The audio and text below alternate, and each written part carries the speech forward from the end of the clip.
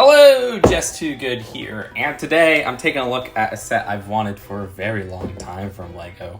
The LEGO Sonic the Hedgehog Idea Set, which just released January 1st, 2022, with a total of 1,125 pieces, 4 characters, retailing for $70 in the United States.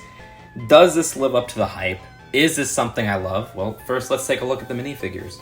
While this set has only one traditional minifigure in Sonic, it has 4 characters, the rest being brick built. Well, some call him Sonic, and I think this is actually a really good interpretation of LEGO Sonic. Better than the last LEGO Sonic we got. We've only gotten 2 LEGO Sonics, the last one being in the LEGO Dimensions 2016 level pack. Level packs always being overpriced from LEGO Dimensions. This design, I think, improves it in slight ways, whether it be the buckles at the bottom of the legs, and those are still dual molded with some printing. The original version, which you can see to the left, had it printed on a white dual molding with the blue. This one has it printed on a red dual molding with the blue, which just makes the color of the shoes a lot better. There's some slightly different printing with the spikes, and Sonic has a slightly different facial design where the smile isn't on this side anymore, but rather on this side. And also the same ring design is used here, which I'll get into a little bit later, but I don't quite love this ring design. But still, this is a fantastic way to get Sonic in LEGO form, because the LEGO Dimensions level pack was always overpriced, and once that got out of print, it just raised in price on eBay. At least you get some great builds in here as well. Also included with Sonic is this stand, which has 7 Chaos Emeralds, the 7 Chaos Emeralds, but I don't want to say the 7 Chaos Emeralds because Sonic 1 had 6 Chaos Emeralds. So it's kind of cool that this aspect is from outside of Sonic 1. At least they have an aspect in that regard. Though if they went with Sonic Mania, we could have had an excuse for them to release Tails and Knuckles, which the original project submission was for Sonic Manias. Whatever. This design for Sonic is being held by an action piece right back here, which is used in a lot of CMF series, and that's really good for making it look like Sonic is running behind that stand right there. And it is really awesome that you get doubles of each of the Chaos Emeralds as extra pieces in the set. As for the Dr. Eggman build, or Dr. Robotnik, this design does not work. I mean, the body is actually much better than I expected. I think that works. It's the head, which is the most important part of the minifigure for me, which is just not a good build. The stability seems to be the reason for the change on this figure, but this doesn't work with this dome 2x2 at the top, having that little gap in the middle there, and the same with that mouth at the bottom. That makes too much of a disconnect, and then this pizza slice piece in coral doesn't work as Dr. Robotnik's nose, in my opinion. It just does not look right. It doesn't look like the character from the head up top. Other than that, like I said, the body itself is a surprisingly great build, and I think that translates well for the character's design. This uses the original Hulk Big Fig hands right there in white, which I think is the first time we're getting that in white. There's some posability with the arms where you can move them up and down like this. The legs also have an interesting build. Love how that was made, and those have a little bit of posability where you can move them side to side. Now, you can see that these are stickered on, and that's annoying because this sticker had damage in the corner right there, right when I took it off of the sticker sheet. So forever, my Dr. Robotnik will look a little bit off. That's one of the problems with stickers and why I would prefer prints. This is a print, though, for the head, which the design of the glasses is actually a cool design. That's a nice print. And the same posability is found on the arm on this side. I like how they have the egg shape of the body, you know, that bulbous body in the middle there, how that translates. It actually looks really cool. Like I said, the body translation works. It's just the head that is so off. But that's it for the Dr. Robotnik / Dr. Eggman minifigure. And while it wasn't present in the original build, I quite love the design of this Eggmobile, which integrates perfectly with the minifigure. Like, there's a stud in between that part right there so that Eggman could just be stuck inside there. I think that's actually some good build integration. This design features some stickers, though, unfortunately, with 2 at the side here, but they're far from the worst stickers of the set since they're fairly easy to put on in that rectangular design that slope piece provides. You can see the same stickers on this side as well. This design for Eggman, again, just fits very snug in that cockpit. which also uses a printed double cheese slope in the middle right there. At the back, there's also a little flame coming out of the engine, and I like how they use some clear circular bricks to have it look like it's floating, which even has a base at the bottom. The original Ideas project was based on Sonic Mania, and the brick-built characters in there included some hard-boiled heavies.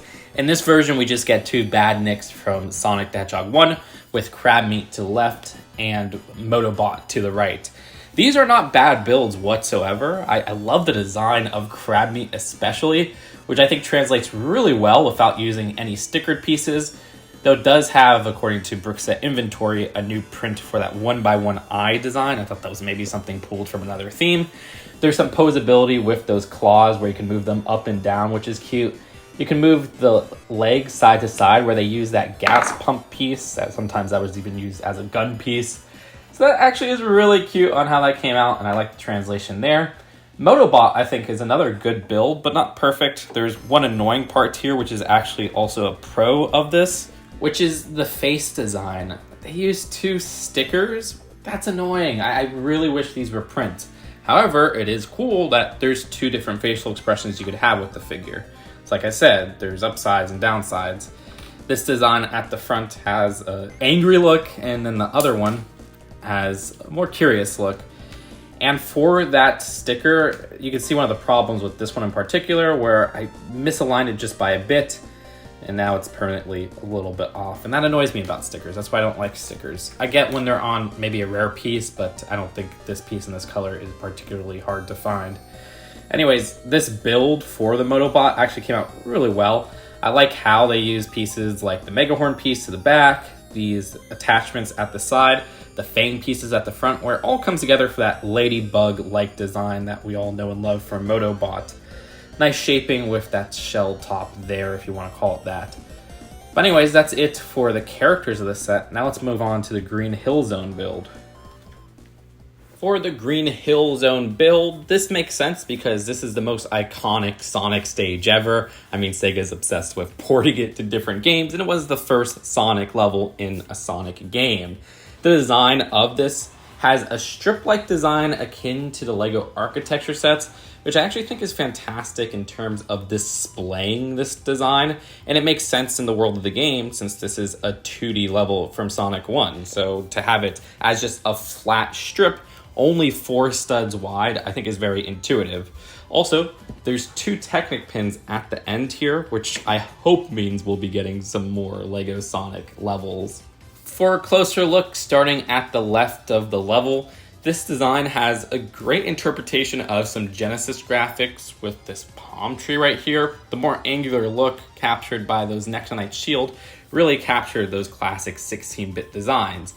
Also, there's this great 1x4 print exclusive to this set, which you do get a bunch of. I think there's a total of 10 in this set, if I'm not mistaken. And that does a great job of capturing those Genesis graphics as well. However, this set has a problem with stickers. There's so many stickers in important parts of the build. This 2x4 right here with the live count, that's a sticker. And this checkerboard design, which is captured very interestingly, where they use 1x1 stacked on top of each other, not 3, just 2. And they use that a bunch of times, which actually inflates the part count. So if you're a price per piece ratio person, this set's part count may not be the most legitimate in that regard because you're getting a lot of small pieces. But still, that makes for a very interesting design. Now, they do a great job translating that until there's these stickers on these pieces right here. Those being one of those larger bricks that usually make up walls and such. And so they use a sticker in the corner at the back here. There's also a sticker at the side there. And in my opinion, that just does not work. It's very annoying to put those stickers on. Anyways, those are 3 stickers on each of those pieces. And one of the most annoying stickers are on what I call the inverted roof bricks, where you have to put them in the corner right there. That's not very easy to line up perfectly, and you use that 4 times. Again, I just would have preferred if maybe these were prints. I understand that using this piece with the checkerboard design in some type of build is impossible to make out of a build, so I think a print just would have worked better, because this is a piece that you really gotta line up perfectly on that triangular design, which is hard. Anyways, I don't want to come down on the loop-de-loop too hard because I kind of loved how they designed this build. Beyond the annoyances with those larger bricks using stickers on those 3 sides, and these pieces at the bottom using those stickers which are hard to put on, I love this loop here, which is captured with those arch bricks, and it just comes together really well. It does look a little bit small compared to the game, but in proportion with the minifigure, I don't think it's as bad as I first thought of it when I first saw it. I really like how that came out. While the original idea submission has a loop-de-loop that just does it better, avoiding any use of stickers, it must have been changed for stability issues. Other than that, to the left, we have this save point, which is a great build. In the game, when it's red, that means it hasn't been hit yet. And when it's blue, that means it has been hit. And LEGO gives you the option to just spin that around, which is very clever. I think that's captured almost perfectly with its design. Oh no, that just fell off because it is a little bit of a loose connection, which is a telescope piece. I kind of wish maybe they had like a bar or something to secure this a little bit better to make that switching feature smooth, but it's not too big of a deal. And atop this loop-de-loop, I love the 2 monitors, one of which is a life monitor, the other has the speed boots, and you can swap those out with some monitor designs with some other ones included in the set. Keep in mind those are stickers though and not prints. So they have the speed boot right there and the life, but you could also put a shield. You can have the invincibility and also 10 rings. And that's pretty cool. I like how that came out. For the back of the monitor build, there is a 1x2 jumper design, but I think the whole design in general is just a really nice Legofication of something iconic from the 2D Sonic games. Anyways, to the right there, there's an interesting platform. The floating design of the platform is captured with these pieces in a clear design. Once again, fantastic 1x4 print there. Present on both sides of this design. And then to the left of that platform, there's 3 rings floating, and those are actually pretty cool, but the best part is underneath. With this incredibly interesting build for the spring piece, it's not something you can push down, rather there is a play feature here, where at the back you push this part down, and the spring launches upward. So if you put Sonic right here and just have him standing up, push down, Sonic flies up. I gotta give that a little bit of a better push. I'm not gonna say it's easy to make him collect that 3rd ring up top, but come on. There you go. Almost a pirate voice. And for the final detail of this build, at least from what you can see right away, because there are some secrets, I love how they captured this sunflower right here. As I said earlier, I also love how there's Technic pin connections to open up the door to future levels from Sonic. I would love that, just a series of these like architecture. But I want to show just a few details that you might have missed. Notice at the bottom left-hand corner, there's a high score list, which if you're not too into the world of Sonic, you're probably like, wait, Sonic 1 didn't have a high score. Heck, you probably wouldn't have remembered if Sonic 1 had a high score or not. The thing is, the Genesis version doesn't have a high score. The arcade version has a high score list. So they're referencing the arcade Mega Play version. That's very interesting.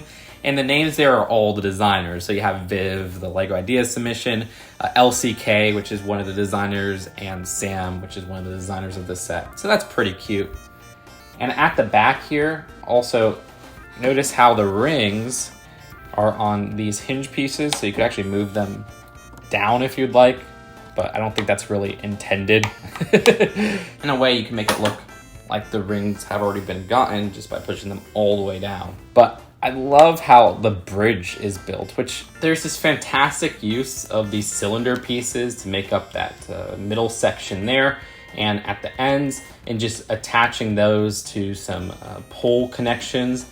And then underneath, the water build is very professional looking with some smoothed out surface with tile pieces.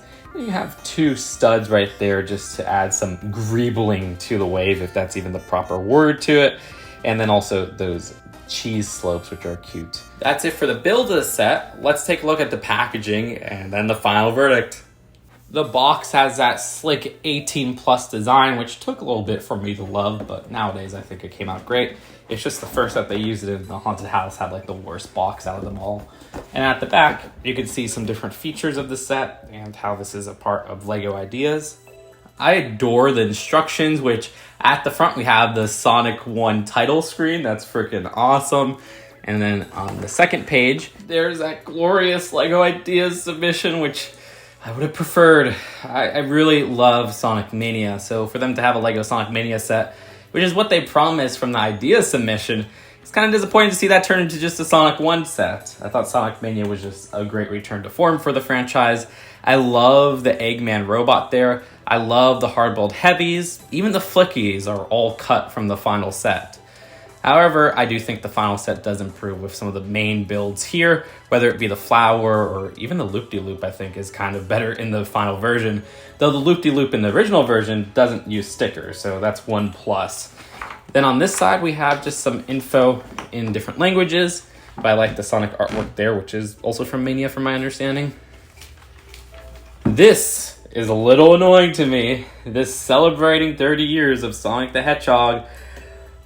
Okay, this is going to come off as whiny in the comments, but where's Sonic 3? Where's Sonic 3? Come on, guys. You left out the best Sonic game, Sonic 3 and Knuckles, if you want to put Sonic and Knuckles as well. Instead, they skipped to Sonic 3D Blast. I guess they're like, well, they can't handle 2 number 3s. And then that skips over Sonic Adventure, which was the best 3D Sonic games, and goes to Sonic Heroes. Piss off. And then Sonic Unleashed. Yeah. Sonic Generations, I can't stand. Sonic Boom, I can't stand. Sonic Mania, that's lovely. And then the Sonic movie, which is kind of funny to finally get Jim Carrey in a LEGO set, albeit not exactly a printed figure or anything, but you can just see him in that little poster right there. Then they had the 30th anniversary, no mention of the new game, because I guess in case it gets delayed or something like that. Then you gotta look at the fan designer with Viv, awesome person. You got the 2 designers as well, which are referenced in the set, as I pointed out earlier. And the instructions for this are a little bit more detailed with the progress line of Sonic at the bottom. Some ads for LEGO Ideas and LEGO Idea sets. But I love this. They have the little, what is it? When you don't get, or when you get all the Chaos Emeralds, and Robotnik is pissed off. And Finn. That's a lovely detail that references the games. Anyways, the LEGO Sonic Idea set, I think, is great in many regards and also disappointing in some regards. The design of the stage I like better than some other people. I've seen some people complain that they've downsized the loop-de-loop too much. I don't mind that. I actually think it's the stuff they omitted and how they chose to present some details. I'm really annoyed by the amount of stickers, 2 sticker sheets, where every printed detail aside from the Sonic minifigure, Robotnik's head, and that nice 1x4 are all stickered details. That's ridiculous, especially for an 18 plus set. Because LEGO usually uses the excuse that, hey, stickers are a play feature or stickers are a cost-saving measure. So either way you want to look at it, something that's less than what could be the best. Other than that, though, I think the value for $70 is fantastic. It's the perfect size for an architecture-like design that they have going on here. A great way to get the Sonic figure in a current set. And the Robotnik minifigure could have been great. It's that body that rocks, the Eggmobile rocks. It's just the head. I wish they went with a design closer to the original. Viv has mentioned that was a stability issue thing. I don't know. LEGO, figure it out. Maybe they could have just given us like a new color of the Thanos big fig head or something. I don't know. This execution just does not work for the head. So if all things considered, as a $70 set, I'll give it a 7 out of 10. I think this is a great display piece for people who grew up on the game, for people who just kind of like Sonic. It's not too expensive in that regard. There's some great aspects of the set. But if you are a die-hard Sonic fan, you're going to notice something's wrong, especially if you love Sonic Mania like me, and the original submission being Sonic Mania, and this change to another game.